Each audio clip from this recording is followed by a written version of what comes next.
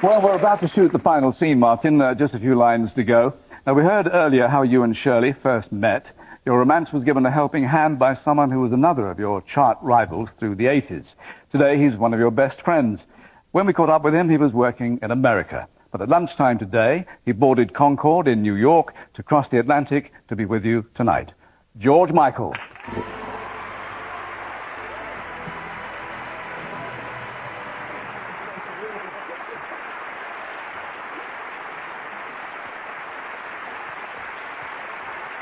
So, George, you were the matchmaker. Well, kind of. Shirley had actually had the hots for Martin for quite a while, hadn't you, love? And, and basically, we saw Martin at a club that we went to, and she reiterated this thing about she was going to marry him, and I thought, yeah, okay. But when it came to it and they met, she was kind of too chicken to call him. So I bullied her into calling. We went back to my house and we called from my sister's bedroom. And I guess the rest is history, really. Listen, the first date me and Shirley ever went on at the Camden Palace, George had to come with her to keep her company. I told Shirley for years I thought he'd be absolutely perfect for EastEnders. Then one day Shirley called me and said he'd actually quite like to try out for it. So I'd met Michelle Collins that played Nasty Old Cindy. I met her at a couple of parties.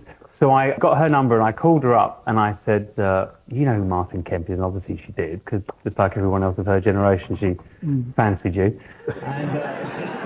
And I called her up and I said, please have a word with the producer and just get a feel of whether he's interested. Of course he was going to be interested. But anyway, she spoke to him, he called Martin, and actually our relationship is under a lot of strain at the moment, because having done all of that for him, when I go over to their house, they won't show me the scripts. You see this kind of thing on the table and you're like... I can see him trying to peep. I'd just like to say that I've watched everything that Martin's been through in the last 5-6 years, and it's been a complete nightmare and also a complete miracle to see it over with and to see him doing such incredible things with his life. And I'd just like to say that he's one of the most kind-hearted and genuine people that I've ever met. And it's nice to see sometimes that people get their karma, you know? And I'd like to thank him for looking after my best friend for 17 years. Yeah.